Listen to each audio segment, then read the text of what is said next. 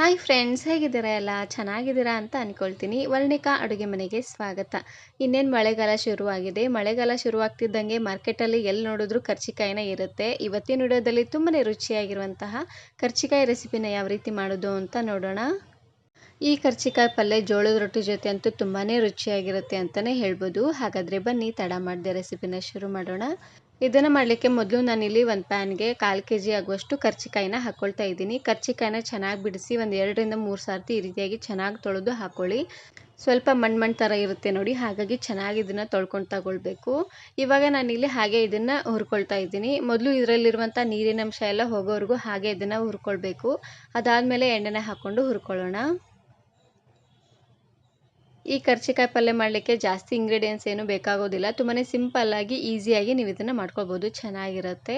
ನೋಡಿ, ಇದರಲ್ಲಿರುವಂಥ ನೀರಿನಂಶ ಎಲ್ಲ ಪೂರ್ತಿಯಾಗಿ ಹೋಗಿದ್ದಾದಮೇಲೆ ಇವಾಗ ನಾನಿಲ್ಲಿ ಸ್ವಲ್ಪ ಎಣ್ಣೆನ ಹಾಕ್ಕೊಂಡು ಫ್ರೈ ಮಾಡ್ಕೊಳ್ತಾ ಇದ್ದೀನಿ. ಎಣ್ಣೆನ ಸ್ವಲ್ಪ ಜಾಸ್ತಿ ಅನ್ನೋಂಗೆ ಹಾಕ್ಕೊಂಡು ಫ್ರೈ ಮಾಡ್ಕೊಳ್ಳಿ. ಉರಿನ ಸ್ವಲ್ಪ ಮೀಡಿಯಮ್ ಫ್ಲೇಮ್ನಲ್ಲೇ ಇಟ್ಟು ಚೆನ್ನಾಗಿ ಇದನ್ನು ಇದೇ ರೀತಿಯಾಗಿ ಮಿಕ್ಸ್ ಮಾಡ್ಕೊಳ್ತಾನೆ ಹುರ್ಕೊಳ್ಬೇಕು.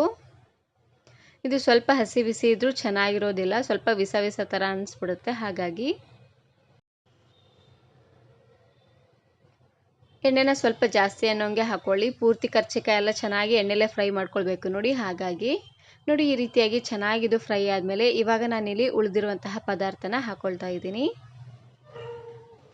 ನೋಡಿ, ಈ ರೀತಿಯಾಗಿ ಚೆನ್ನಾಗಿದ್ದು ಹುರ್ಕೊಂಡಿದ್ದಾದಮೇಲೆ ಇವಾಗ ನಾನಿಲ್ಲಿ ಎಲ್ಲ ಕರ್ಚಿಕಾಯಿನೂ ಸೈಡಲ್ಲಿ ಸರಿಸ್ಕೊಳ್ತಾ ಇದ್ದೀನಿ. ಸೈಡಲ್ಲಿ ಸರಿಸ್ಕೊಂಡು ಇದಕ್ಕೇ ಸ್ವಲ್ಪ ಒಗ್ಗರಣೆಗೆ ಅಂತ ಎಣ್ಣೆನ ಹಾಕ್ಕೊಳ್ತಾ ಇದ್ದೀನಿ.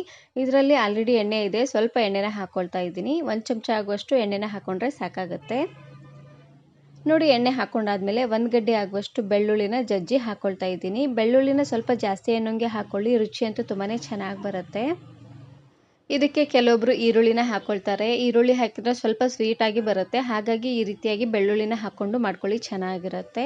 ನೋಡಿ, ಬೆಳ್ಳುಳ್ಳಿ ಎಲ್ಲ ಚೆನ್ನಾಗಿ ಈ ರೀತಿಯಾಗಿ ಸ್ವಲ್ಪ ಕೆಂಪಾದಮೇಲೆ ಇವಾಗ ನಾನಿಲ್ಲಿ ಎಲ್ಲನೂ ಮಿಕ್ಸ್ ಮಾಡ್ಕೊಳ್ತಾ ಇದ್ದೀನಿ. ನೋಡಿ, ಈ ರೀತಿಯಾಗಿ ಚೆನ್ನಾಗಿ ಇದನ್ನು ಮಿಕ್ಸ್ ಮಾಡ್ಕೊಂಡಿದ್ದಾದಮೇಲೆ ಇವಾಗ ನಾನಿಲ್ಲಿ ಉಪ್ಪು ಖಾರನ ಹಾಕ್ಕೊಳ್ತೀನಿ. ನಿಮಗೆ ರುಚಿಗೆ ಎಷ್ಟು ಬೇಕೋ ಅಷ್ಟು ಉಪ್ಪು ಖಾರನ ನೀವಿಲ್ಲಿ ಹಾಕ್ಕೊಳ್ಬೋದು. ನಾನಿಲ್ಲಿ 1 ಚಮಚ ಆಗುವಷ್ಟು ಅಚ್ಚ ಖಾರದ ಪುಡಿನ ಹಾಕ್ಕೊಳ್ತಾ ಇದ್ದೀನಿ. ಇದು ಸ್ವಲ್ಪ ಖಾರವಾಗಿದ್ರೇ ಚೆನ್ನಾಗಿರುತ್ತೆ ನೋಡಿ, ಹಾಗಾಗಿ ಸ್ವಲ್ಪ ಉಪ್ಪು ಖಾರನ ಸ್ವಲ್ಪ ಜಾಸ್ತಿ ಅನ್ನೋಂಗೆ ಹಾಕ್ಕೊಳ್ಳಿ, ಚೆನ್ನಾಗಿರುತ್ತೆ. ಕರ್ಚಿಕಾಯಿ ಪಲ್ಯ ಮಾಡಲಿಕ್ಕೆ ಜಾಸ್ತಿ ಇಂಗ್ರೀಡಿಯೆಂಟ್ಸ್ ಏನು ಬೇಕಾಗೋದಿಲ್ಲ. ಉಪ್ಪು ಖಾರ ಹಾಗೆಯೇ ಬೆಳ್ಳುಳ್ಳಿ ಇದ್ದರೆ ಸಾಕು, ತುಂಬಾ ರುಚಿಯಾಗಿರುವಂತಹ ಕರ್ಚಿಕಾಯಿ ಪಲ್ಯನ ಮಾಡ್ಕೊಳ್ಬೋದು. ನಿಮಗೆ ಬೇಕು ಅಂದರೆ ಲಾಸ್ಟಲ್ಲಿ ಇದಕ್ಕೇ ಸ್ವಲ್ಪ ಗುರಳ್ ಪುಡಿನೂ ಸಹ ನೀವು ಇಲ್ಲೇ ಹಾಕ್ಕೊಳ್ಬೋದು. ನಾನಿಲ್ಲಿ ಗುರಳ್ ಪುಡಿನ ಹಾಕ್ಕೊಳ್ತಾ ಇಲ್ಲ. ಜಸ್ಟ್ ಈ ರೀತಿಯಾಗಿ ಉಪ್ಪು ಖಾರ ಎಲ್ಲ ಹಾಕ್ಕೊಂಡಾದ್ಮೇಲೆ ಒಂದು ಸಾರ್ತಿ ಚೆನ್ನಾಗಿ ಇದನ್ನು ಮಿಕ್ಸ್ ಮಾಡಿಕೊಂಡು ಲಾಸ್ಟಲ್ಲಿ ಸಣ್ಣದಾಗಿ ಕಟ್ ಮಾಡಿರುವಂತಹ ಕೊತ್ತಂಬರಿ ಸೊಪ್ಪನ್ನು ಹಾಕಿದ್ರೆ ಆಯಿತು. ರುಚಿಯಾಗಿರುವಂತಹ ಕರ್ಚಿಕಾಯಿ ಪಲ್ಯ ರೆಡಿಯಾಗಿ ಹೋಗ್ಬಿಡುತ್ತೆ.